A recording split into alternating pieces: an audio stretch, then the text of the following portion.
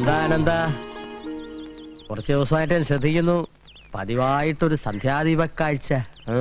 സന്ധ്യാ നേരത്ത് ഐശ്വര്യമുള്ളൊരു പെൺകുട്ടി നിന്ന് ദീപം തെളിക്കുന്നത് കാണാൻ തന്നെ ഒരു ഐശ്വര്യ. മെഴുകുതിരി വെളിച്ചം മാത്രം കണ്ട് ശീലിച്ച നിന്നോടൊന്നും പറഞ്ഞിട്ട് കാര്യമില്ലടാ മരങ്ങോടം മാപ്പിളെ.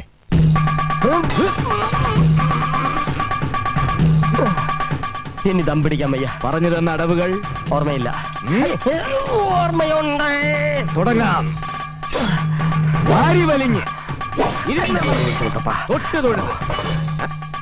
ഇടത് മാറി വലത് മാറി നിന്ന് തിരിഞ്ഞമർന്ന് വലിഞ്ഞൊഴിഞ്ഞ്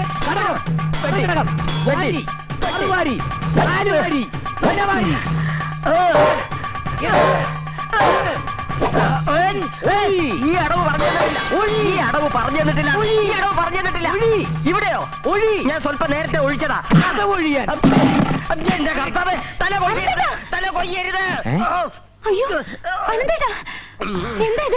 എന്റെ കർത്താവേ, അങ്കക്കലി മൂത്ത് തല കൊയ്യാൻ നിന്നപ്പോഴാണല്ലോ സുഗന്ധി വന്ന് തലയിട്ടത്. നീ പേടിച്ചു പോയോ? ഞാൻ ഇവരെ കുറച്ച് നല്ല അടവുകൾ പറഞ്ഞു കൊടുക്കായിരുന്നു. അങ്ങനെ വാളും കത്തിയും കൊണ്ടുള്ള അഭ്യാസങ്ങളൊന്നും വേണ്ട. ഇതുവരെ തമാശന് വേണ്ടിട്ടല്ലേ?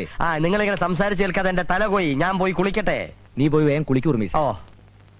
അതെ ഉർമീസേ, 2 ചായയും കൂടി എടുത്തോ. കുളിച്ചിട്ട് ചായ ഇടണോ, ചായ ഇട്ടിട്ട് കുളിക്കണോ? കുളിച്ചോണ്ട് ചായ ഇട്. ഓക്കെ. നീ ഈ കൊട്ടാരമൊക്കെ ഒന്ന് ചുറ്റി കിടന്ന് കാണ്, ഞാനിപ്പോ വരാം.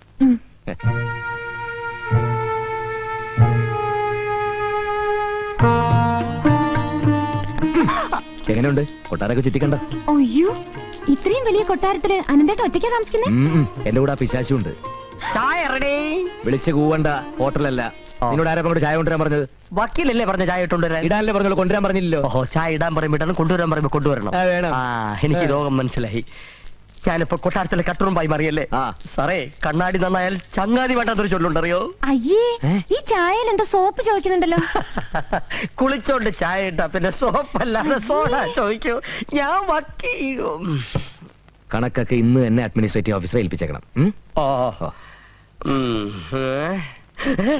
എടാ കള്ള, പട്ടാപ്പാടി നിലവിളക്ക് വെക്കുന്നോ? തന്നോട് ആര് പറഞ്ഞു ഇതിനകത്ത് അനുഭവം ചോദിക്കാതെ കയറാൻ? എന്റെ അമ്മാവനാ. അല്ല, യവൻ കരുതി പല രാജാവുമായിരിക്കുന്നല്ലേ? അല്ല, കൊട്ടാരം വിദൂഷകനാണെന്ന് വിചാരിച്ചു. ഇവനാരാ മനസ്സിലായില്ല? എന്റെ ഗുമസ്തനാ ഉർമീസ്.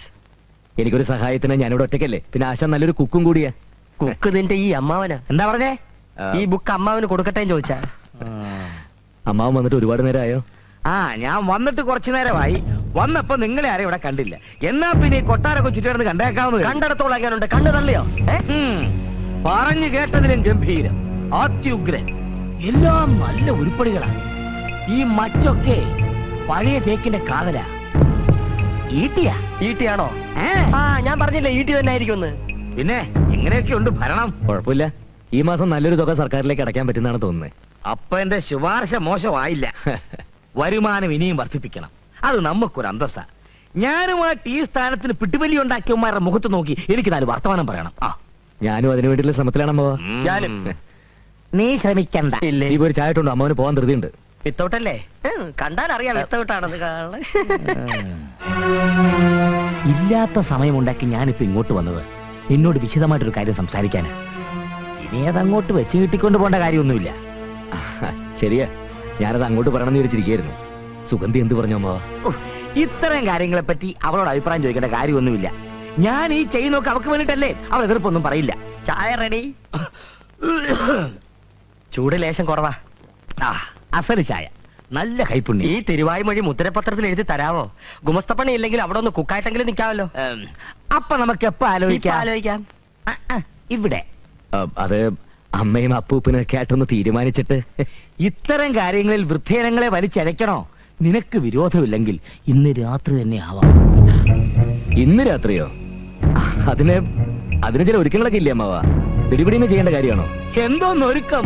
ഒരു ലോറി പിടിക്കണം, 2 ചുമട്ടുകാരെയും വിളിക്കണം. ചുമട്ടുകാരോ? ടൗണിലുള്ള നമ്മുടെ ഹോട്ടലിന്റെ പണി ഏതാണ്ട് തീർന്നു വരികയാണ്.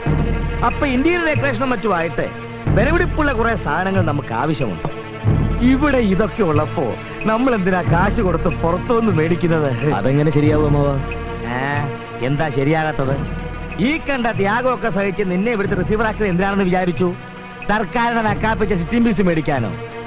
എടാ ഒരു കേസ് 100 രൂപയ്ക്ക് കിട്ടിയോടാ നിനക്ക് ഇതിന്റെ 10 ഇരട്ടി. ഇത് നിയമവിരുദ്ധം അമ്മാവ അല്ലേ ഓർമ്മിസേ? IPC 304. എന്നാൽ എന്നോട് അഭിപ്രായം ചോദിച്ച സ്ഥിതിക്ക് ഞാൻ പറയാം. കൊട്ടാരമക സാധനങ്ങൾ ഓസിനടിച്ചു മാറ്റുന്നത് നിയമവിരുദ്ധം. യാതൊരു മാനദണ്ഡവുമില്ലാതെ മരങ്ങൾ മുറിച്ചു നീക്കുന്നത് പ്രകൃതി വിരുദ്ധം. എന്നാലും നാറാമോൻ പറഞ്ഞ കാര്യമുണ്ട് കേട്ടോ, എന്തെങ്കിലും അവിഹിതം നടത്തിയാലേ വിഹിതം കൈവരൂ. വക്കീലിന് ബുദ്ധിയില്ലെങ്കിലും ഗുമസ്തന് ബുദ്ധിയുണ്ട്. കിട്ടാവുന്ന അത്ര ഇവിടുന്ന് അടിച്ചു മാറ്റണം. ലേശം ബുദ്ധിമുട്ടുള്ള കാര്യം അമ്മാവ. ഇവിടെയുള്ള സാധനങ്ങളും തടികളൊക്കെ സർക്കാർ ലിസ്റ്റിൽ പെടുത്തിയിട്ടുള്ളതാ. എന്തെങ്കിലും ഒന്ന് നഷ്ടപ്പെട്ട സമാധാനം പറയേണ്ടത് ഞാനാ. അതിന് സമാധാനം പറഞ്ഞ വഴികളൊക്കെ ഞാൻ നേരത്തെ കണ്ടുവച്ചിട്ടുണ്ട്. നിയമം ഉണ്ടാക്കിയപ്പോ തന്നെ അതിന്റെ പരിധികൾ ഉണ്ടാക്കി വെച്ചിട്ടുണ്ട്. Loopholes. നേരത്തെ പരിചയപ്പെടാൻ കഴിയാത്തതിൽ ഇപ്പോൾ എനിക്ക് വിഷമം തോന്നും മുതലാളി. എന്നെ അങ്ങയുടെ ഗുമസ്തനായിട്ട് നിയമിക്കണം. അതിന് ഞാൻ വക്കീലല്ലല്ലോ. വക്കീലല്ലെങ്കിലും സാധാരണ വക്കീലന്മാരെ പോലെ വെറും കീലല്ലല്ലോ. നിയമത്തിന്റെ വക്രതകൾ അറിഞ്ഞുകൂടാത്തവരുടെ കൂടെ നിന്ന് ഞാൻ മടുത്തു. മടുക്കണ്ട, ഇവന് വേണ്ട വക്രതയൊക്കെ പറഞ്ഞു കൊടുത്ത് നീ ഇവിടെ തന്നെ അങ്ങോട്ട് കൂടിക്കോ. അനന്ത, ആദർശം കൊണ്ടൊന്നും ജീവിക്കാൻ കഴിയില്ല. ഇല്ലാത്തവന്റെ മുതലൊന്നും അല്ലല്ലോ, സർക്കാരിലേക്ക് കണ്ടുകെട്ടിപ്പോണ്ട മുതലല്ലേ. പോയിന്റ്. ഇതൊക്കെ ഞാൻ ഇവിടുന്ന് കൊണ്ടുപോകുന്നത് എന്റെ നേട്ടത്തിന് വേണ്ടിയല്ല. ഉണ്ട് ഭർത്തവൻ എന്തിനാടാ ഉരുള? എന്റെ സമ്പാദ്യം എന്ന് പറയുന്നത് നിനക്കൂടി അവകാശപ്പെട്ടതാണ്. ലോറിയും പണിക്കാരും ഇന്ന് രാത്രി ഇവിടെ എത്തും. സാധനങ്ങൾ നിറച്ച വണ്ടി ഇവിടുന്ന് വിടണോ അതോ കാലി വണ്ടി വിടണോന്ന് നീ തീരുമാനിക്കുക. അതെ. ഓ, എന്തൊരു മഹാൻ. പിന്നെ ഒരാളെ ഒരു ദിവസം ഒരു പ്രാവശ്യം തൊഴുതാ മതി. ജീവിതത്തിൽ ആദ്യമായിട്ട് ഇങ്ങനെ ഒരു കള്ളത്തരത്തിന് കൂട്ടുവെക്കുന്നത്. വീട്ടിൽ ഒരു നേരത്തെ ആഹാരത്തിന് കഷ്ടപ്പെട്ടിട്ടുണ്ട്. അപ്പോഴൊന്നും 1 രൂപ പോലും കടം മേടിക്കാത്ത ഞാനാണ് ഇപ്പോ. ഇങ്ങനെ സെന്റിമെന്റൽ ആയാലോ? കപ്പ, വാഴക്കൊല തുടങ്ങിയ ഫലവർഗാദികൾ മോഷ്ടിക്കുന്നതാണ് യഥാർത്ഥത്തിൽ മോഷണം. ഇത് വെറും മോശ. അധികാരത്തിൽ ഇരിക്കുന്നവർ വരെ കോടികൾ അടിച്ചു മാറ്റുന്നില്ലേ? ആദ്യമായതുകൊണ്ടായി മനപ്രയാസം. ഇനി അങ്ങോട്ട് ശീലമായിക്കോളൂ. അപ്പൊ എല്ലാരും കൂടി എന്നെ കള്ളനാക്കി അകത്താക്കാനുള്ള പരിപാടിയാണല്ലേ?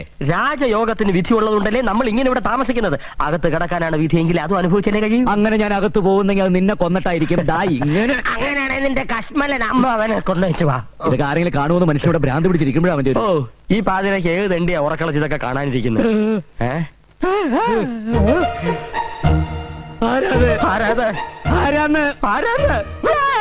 അതെന്താ അവനെ പേടിപ്പിച്ചതാ? ഞാനാ സാക്ഷി. ആഹാ, നിനക്ക് ഈ രാത്രിയിൽ ഇവിടെ എന്താ കാര്യം? എല്ലാവരും കിടന്നുറങ്ങും പോലെ എനിക്ക് കിടന്നുറങ്ങാൻ പറ്റൂലല്ലോ. ഇതുപോലെ എന്തെങ്കിലും കണ്ടെങ്കിലല്ലേ സാക്ഷിക്ക് പണിയുണ്ടാവൂ. നീ എന്ത് കണ്ടെന്താ? ലോറി, തടി, പോലീസ്, ജയില്, എനിക്കൊരു പണിയായി. എന്നാ വരട്ടെ സാറേ വരെ. ദേവൻ രക്ഷപ്പെട്ടു. വിടരുന്നവനെ പിടിച്ചോ.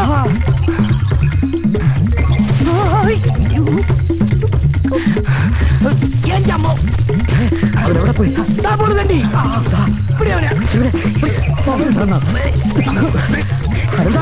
വിടല്ലേ? എന്റെ പുറകെ ഓടാ നിങ്ങൾക്കൊക്കെ നാണമില്ലേ? അവനെ വിട്ടാ പറ്റില്ല, പിടിച്ചോ. എന്നെ അങ്ങനെ കിട്ടത്തില്ല. എനിക്ക് കുഞ്ഞുനാളിലേ ഉള്ള ഒരു ആശയായിരുന്നു കൊട്ടാരത്തിൽ ജീവിക്കണമെന്ന്. ആരും കള്ളന്മാരായി ജനിക്കുന്നില്ല. സാഹചര്യമാണ് അവരെ അങ്ങനെ ആക്കുന്നത്. ഉദാഹരണത്തിന് നിങ്ങളുടെ കാര്യം തന്നെ എടുക്കാം. നിങ്ങൾ തടി മോഷ്ടിച്ചു, വിറ്റു. നിങ്ങളുടെ ഭാഗ്യം കൊണ്ട് അതെന്റെ കണ്ണിൽ തന്നെ പെട്ടു. പോട്ടെ, കള്ളന്മാരാണേലും നിങ്ങളെ എനിക്കിഷ്ടമാ. ഐറ്റംസ് ഒക്കെ എങ്ങനെയുണ്ട്? നന്നായിട്ടുണ്ട്. നല്ല പാചകമാണല്ലോ. ഉർമീസിന് മുമ്പ് കുശിനി പണിയായിരുന്നോ? ഇപ്പൊ കുശിനിപ്പണിയാണ്. മാപ്പിളവർക്ക് വേറെ ചില പണികളൊക്കെ അറിയാം. അത് പോകെ പോകെ സാറിന് മനസ്സിലായിക്കോളും. തിരുമനസ് ഞണ്ണുക. ഇവിടെ ഈ വെജിറ്റേറിയൻ ഫുഡ് മാത്രമേ കിട്ടുകയുള്ളൂ. Chicken 65, tandoori 25, mutton 85. ഇതൊക്കെ കഴിച്ചാണ് ഞാൻ എന്റെ ബോഡി മെയിൻറ്റെയിൻ ചെയ്യുന്നത്. അത് കണ്ടപ്പോഴേ മനസ്സിലായി, ഇത് കൊട്ടാരമാണ്. പച്ചക്കറികളെ പാടുള്ളൂ, കടിച്ചു പറിക്കുന്നൊന്നും പാടില്ല. എന്റെ ആരോഗ്യം തകരാറിലാവുമല്ലോ.